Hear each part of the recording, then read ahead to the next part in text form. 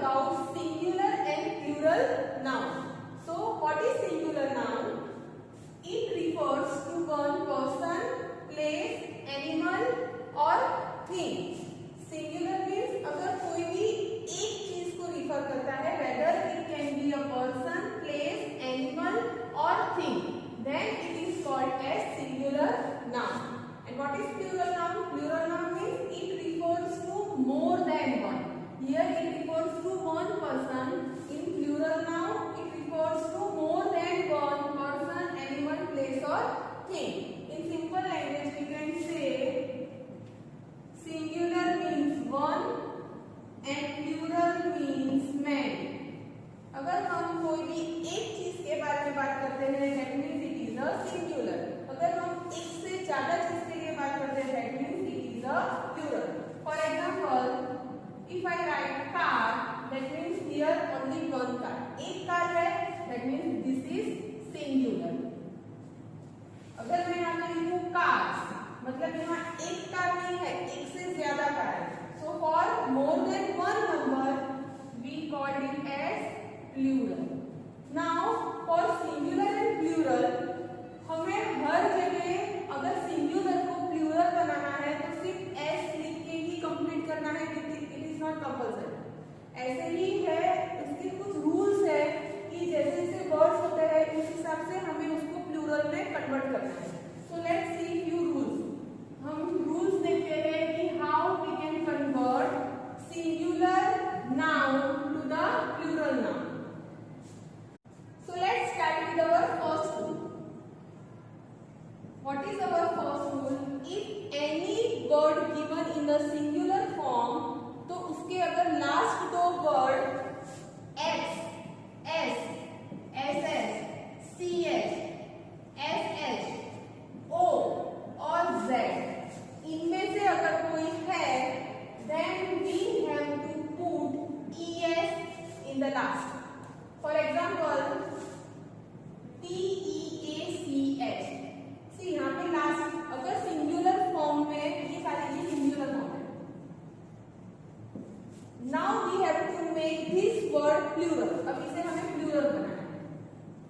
Okay, तो first we see this last. ये last में पीछे के दो वर्ड देखना है. अगर पीछे के दो वर्ड इनमें से कोई है तो we have to put es and make it plural.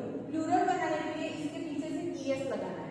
कब? अगर इनमें से कोई वर्ड हो लास्ट के दो तो ही. तो पीच क्या बन जाएगा? PEACH as it is we have to write और इसके पीछे से es लगाना है. So this is the plural form of peach. Now next is tomato. So just see the last word. Last word कौन सा है? O and O is here in our first rule. हमारे फर्स्ट रूल में O है. That means as per our first rule, अगर आप first rule के हिसाब से अगर कोई भी इनमें से वर्ड हो in our singular, तो हमें सिंपली लास्ट में es लगाना है. तो tomato you have to write as it is और लास्ट में सिर्फ es लगाना है. Now ये सिंगुलर टोमेटो मतलब one tomato become more than one tomato, मतलब ये अभी प्लूरल फॉर्म हो गया. Okay, same way if I take brush, see last two. Here last two word is from this. sh है ये. That means we have to follow our first rule. तो brush क्या हो जाएगा? brush. See singular और plural में हर जगह जैसे हमने कार में कैसे s लगा के उसको एक से ज्यादा कार बना दी थी, वैसे हर एक वर्ड में पीछे सिर्फ s लगा के प्लूरल नहीं बनता है. उसके कुछ रूल्स है. तो यही हम रूल्स एक के बाद एक फॉलो कर रहे हैं. हमारे फर्स्ट रूल में ये सारे वर्ड आपको याद करने हैं. अगर इनमें से कोई भी वर्ड लास्ट में हो तो आपको es लगाना है. ठीक है, हमने ch देखा, o देखा, sh देखा. Let's see the word with z. Suppose I right quiz. Quiz में लास्ट कौन सा है? z. So it comes in our rule number 1. तो क्वीज क्या हो जाएगा? QUIZES. Okay, so this is our first rule. Now let's see rule number 2.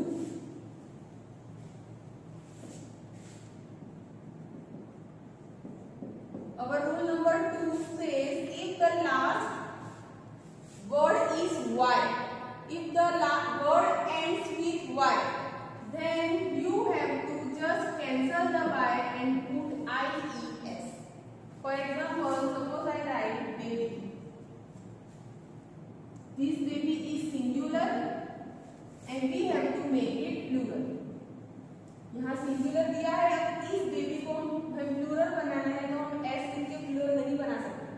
Okay, इसके rule है, अगर लास्ट में कोई भी वर्ड अगर y से एंड होता है, मतलब वर्ड के पीछे y आता है, तो हमें क्या करना है, पहले b a b y नहीं लिखना है, y के आगे के वर्ड तक ही लिखना है। तो b a b y को कैंसिल करके y की जगह हमें i e s लगाना है। This is our second rule. Second rule में सिर्फ एक ही लेटर आपको याद रखना है y। जैसे फर्स्ट रूल में बहुत सारा याद करना था s s h c h s h x y z, पर यहाँ रूल 2 में हमें सिर्फ y याद रखना है। अगर कोई भी वर्ड के पीछे y हो, you just cut the last letter y and put ies in the place of y. One more.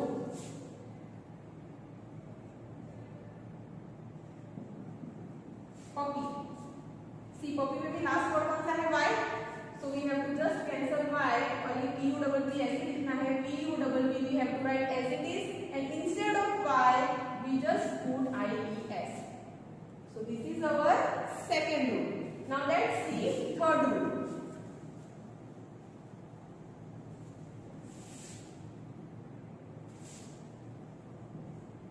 In our rule 3 we have to see the last word should end with f or fe.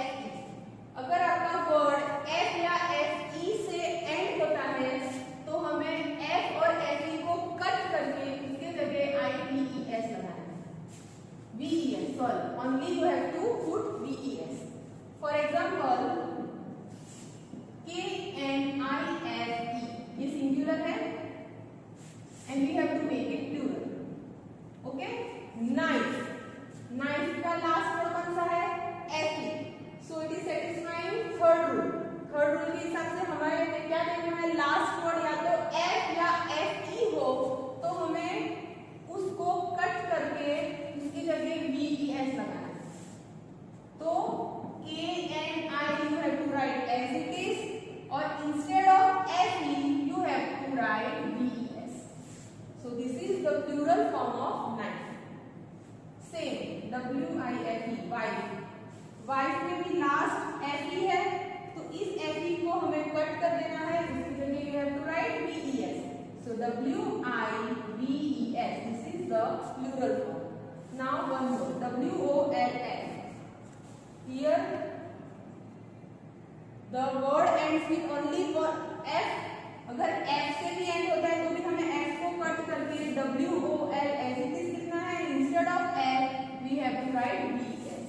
So this is our third rule. In our third rule we have to check the last f and fe letter. Okay, now rule number 4.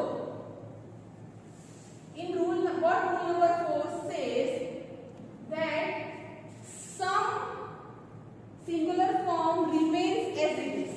See, some singular form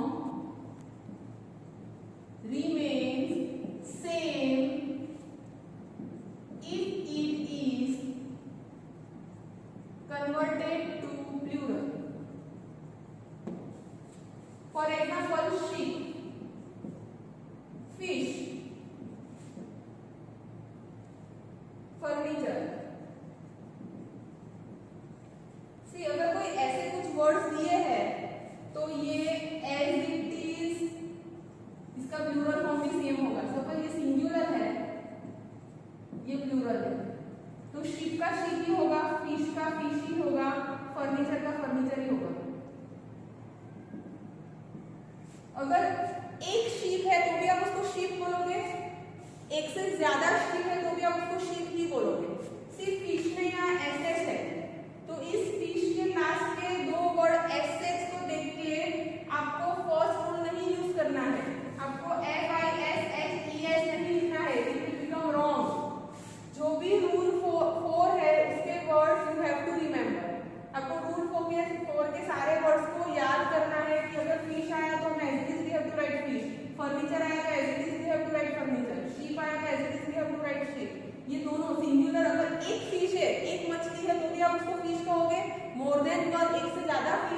आप उसको fish ही कहोगे, fishes नहीं कहोगे. Okay, so this is our fourth rule. Now last rule. What our last rule says? Last rule में singular form completely changes